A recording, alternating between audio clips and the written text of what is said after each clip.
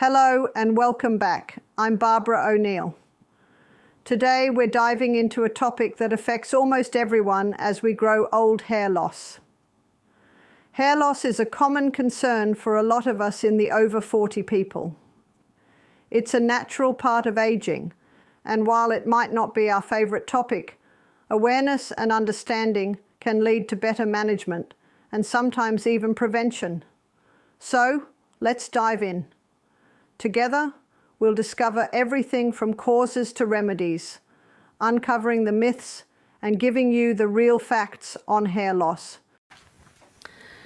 So, head lice that can be used for that. What about if someone's got a very dry scalp, dandruff, or sometimes psoriasis in the scalp? The slippery elm can be excellent for cleaning that up and nourishing it. So what you would do then is you'd do a similar amount of this, but this time you'd put the rosemary essential oil in, because the rosemary essential oil is very nourishing to the scalp.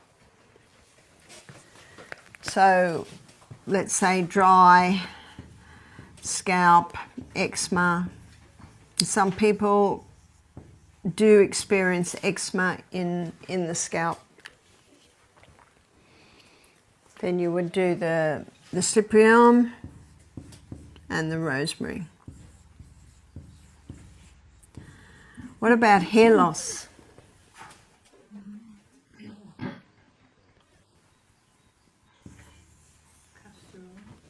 So for hair loss, an excellent mixture for hair loss would be probably 1/4 cup of coconut oil and 1/4 cup of the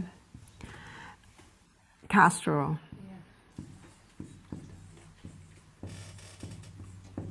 And then rosemary. So with the rosemary essential oil, you're probably looking about 6 drops. And what the person does is they massage that into their scalp, tie it up in a knot, and try and leave that all day. Someone said, "Can I sleep with it?" Well, if you want, you can sleep with it. And then when it's washed out, be very cautious on the shampoo you use. And I'm going to give you a name of what you never want in your shampoo. It's called sodium lauryl sulfate. And sodium lauryl sulfate is what they usually put into shampoo, sometimes even put it into toothpaste to make it foam. And what sodium lauryl sulfate, it's a chemical that kills the hair follicles. So you don't want that. If you're not sure what the names are on your products, Google them. It's not hard to do. Yeah? Have you also a recipe when we would like to make our own shampoo?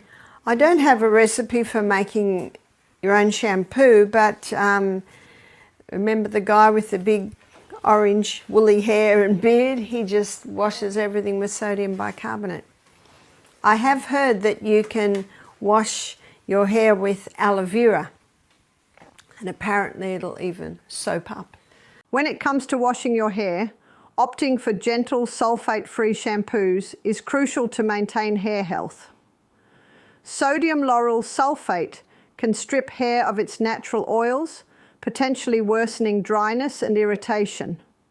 For a natural alternative, some people have success using sodium bicarbonate, also known as baking soda, as a gentle cleanser, though it's essential to use it sparingly to avoid imbalance.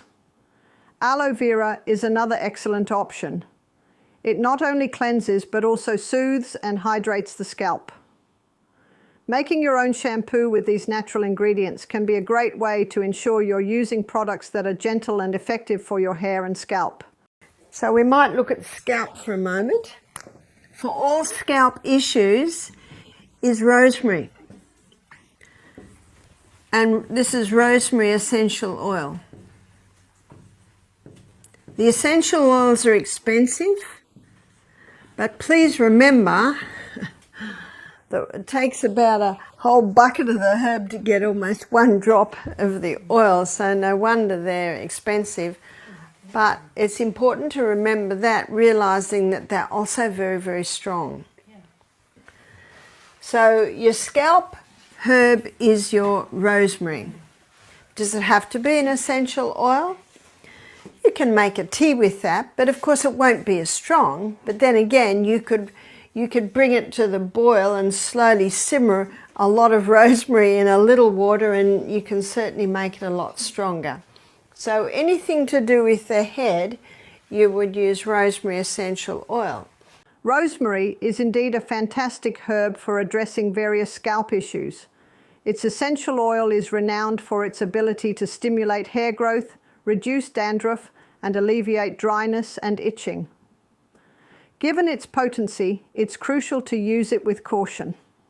Always dilute a few drops in a carrier oil, like coconut or jojoba oil, before applying it to your scalp to avoid irritation. If essential oils are beyond your budget, or if you prefer a milder solution, you can still benefit from rosemary in other forms. A rosemary infused tea or a stronger rosemary infusion made by simmering the herb in water can also help. This infusion can be used as a rinse or a treatment to soothe and nourish the scalp. Exercise. What exercise does is it increases the circulation of the blood to the extremities, and the scalp is considered an extremity. So exercise daily, especially the high intensity interval training. The high intensity interval training, because of the periods of very high intensity, that really gets the blood moving out to the extremities.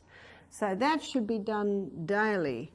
And hydration, keep well hydration. Remember, the rule of thumb is 8 glasses to 100 pounds body weight. That's a good rule of thumb too, to know how much water to give the children. Nourishment. We need to nourish that scalp from the inside, because your scalp is fed by your blood. That's why when you exercise, you get more blood to the area. But when you get the blood to the area, you want it to be well watered. Exercise will automatically put the oxygen in there. And nourishment, we need to be having a high fibre diet, high fibre. We also need to be having generous amounts of protein. Here's your legumes, your nuts, your seeds. So generous proteins. Proteins are the building blocks of the body. And healthy fats. So there's your nuts, your seeds, your avocados, coconut and olive oil. Myself, I prefer the taste of the olive oil. We had a Fijian cook for a while and they preferred the taste of the coconut oil. So whatever your preference is. It's a very concentrated food. You do not need very much, just a little bit, but it certainly can make food taste nice. Exercise is a key component in enhancing overall well-being, and daily high-intensity interval training, HIIT, can be particularly effective in improving blood circulation throughout the body, including the scalp. This increased blood flow helps deliver essential nutrients and oxygen to the hair follicles, promoting healthier hair growth and overall scalp health. Hydration plays a critical role in this process as well. Adhering to the guideline of drinking 8 glasses of water per 100 pounds of body weight ensures that the body, including the scalp, remains well hydrated, supporting optimal blood flow and nutrient delivery. So with the scalp, we've got a few issues there, and one can be head lice. So with head lice, you can paint the scalp with slippery elm. You put water with it to make it like a soft gel. But with head lice, So we're looking at slippery elm. These are all the things you can do with slippery elm when we're looking at the scalp. So with slippery elm, if you're going to use it for head lice, you've got to put something in there that's incredibly strong. So you can use thyme oil. So thyme essential oil is very, very strong, and the head lice hate it. So what you can do is you could make, let's say for this you would do half a cup of slippery elm, and in that half a cup you might put 1.5 cups of water. So in that mix you might put probably 6 drops of thyme essential oil, and that's very, very strong, but you've got about 1.5 cups of gel. And how would you paint the scalp? What you do is and before I was a psychiatric nurse, I was a hairdresser. So when we used to dye hair, we'd divide the head into sections, and then we'd put the comb in and paint one bit, and then paint another bit, and then paint another bit. So you get the gist, so that the whole head is covered with this mixture that can kill head lice. And then you would keep that all wrapped up. You could put a shower cap on or plastic bag round and tie it in a knot. You would want to keep it there for about 4 hours. After leaving the gel on for about 4 hours, carefully rinse it out with warm water. You may need to use a mild shampoo to ensure all the slippery elm and thyme oil are completely removed. It's also helpful to use a fine-toothed comb to help remove any remaining lice or eggs from the hair. It's important to repeat this treatment every 3 to 5 days for at least 2 weeks to ensure that all lice and their eggs are eliminated. Be sure to also clean any items that may have come into contact with the lice, such as bedding, towels and hairbrushes, to prevent reinfestation. Hair loss, or alopecia, is a problem that I often get asked about. What can we do for hair loss? How can we grow new hair? Well, first of all, we have to put the detective hat on and find out why there is hair loss. So what would be some of the most common causes of hair loss? Well, one friend of mine, she always dyed her hair.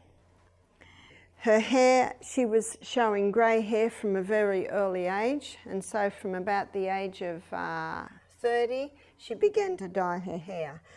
Now you can get a hair dye made of henna, and henna is a plant that can dye your hair, and that is not toxic. But my friend did not use that one. She used a chemical hair dye, and little by little it was killing off her follicles where the hair grows. So it can be chemicals on the hair. Another friend of mine did not like her very curly hair, and so all her life, from probably about her late teens right up until her 50s, she straightened her hair. Now the solutions that they use to straighten the hair, or for people with straight hair that want curly hair, it is a very toxic chemical. So what happens is, if a person wants to straighten their hair, what the hairdresser does is pull the hair over great big rods like that. And so the curly hair that's this curly, of course, gets pulled over them, and that straightens it. But if a person's got straight hair and they want curly hair, well, the rods are that big and they stretch the hair around and around and around. So whether it's to straighten the hair or whether it's to curl the hair, they put this toxic solution on. It's a strong chemical, and what it does is it breaks all the little joints in the hair, because hair has all these little joints like this. So what it does is it breaks the joints, and then it's molded, of course, around either there for the curl or there for the straight.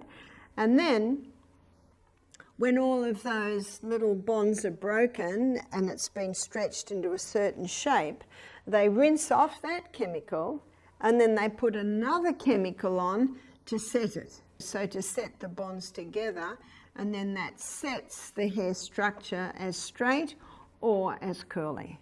So basically that's how the hair is permed. When I first left school at the age of 16, I was a hairdresser for about 4 years, and we used to do a lot of perms. And that's how they perm hair, whether it be straight or whether it be curly. But when those chemicals are constantly going on the hair, little by little, they kill the hair follicles. I have also seen in some areas where people braid their hair really, really tightly. You'll often see that they've got hair loss around here where you've got that weight. You've got that constant weight on the hair, which can really just keep pulling the hair out, and then the follicles are damaged. So no matter how it happens, we must stop what is causing the damage. That's the first one. If you don't turn the tap off, you're still mopping up in the other corner. In addition to external factors, internal health plays a significant role. Nutritional deficiencies, especially in vitamins like biotin, iron, and vitamin D, can contribute to hair loss. Hormonal imbalances, such as those caused by thyroid issues or menopause, can also be culprits. Stress is another major factor. Chronic stress can disrupt the hair growth cycle, leading to thinning and shedding. To promote new hair growth, it is essential to nourish the body from the inside out. A balanced diet, rich in vitamins and minerals, supports healthy hair. Scalp care is also vital. Gentle massage can stimulate blood flow to hair follicles. Using natural and gentle hair care products can minimize further damage. In cases of significant hair loss, consulting with a healthcare professional or dermatologist may provide additional treatment options, such as medications or therapies that can help restore hair growth. There's one more that I didn't mention, and that's anemia. If a person is anemic, it can cause hair loss. So what's anemic? Anemic means very low iron in the blood. And anemia can be caused because of heavy blood loss at period time. A lot of women suffer from that, and that can cause anemia. And the anemia can cause the hair loss. So to resolve that, again, watch my lecture on hormones, boost the progesterone, get the estrogen down, then there won't be the heavy blood loss every month, and the person won't be anemic anymore, and so again the hair can grow. Another cause of anemia can be low hydrochloric acid, because iron is bound up in food and it needs acid to liberate it from food. So it's very important that the person ensure they have nice strong hydrochloric acid. A simple way to ensure that is to have 1/4 teaspoon of cayenne pepper and a little bit of water before every meal. If you're finding that a little bit hard, you can have the juice of a lemon before every meal. Important to leave a break between meals. Important not to drink water with your meals because that dilutes the hydrochloric acid. Also important to have a very happy, relaxed environment at the meal table. I target those points in more detail on my lecture on the gut. So the causes of hair loss can be anemia, it can be high stress, it can be a hormonal imbalance, and it can be damage that's just physical damage that has been done to the hair follicles. And so depending on what the cause is, the anemia, you can strengthen the hydrochloric acid. I hope you found this video on hair loss helpful and informative. Remember, while hair loss can be challenging, understanding its causes and exploring possible solutions can make a big difference. If you enjoyed this video, don't forget to hit that like button and subscribe to my channel for more health tips and insights. If you have any questions or topics you'd like me to cover next, Drop them in the comments below.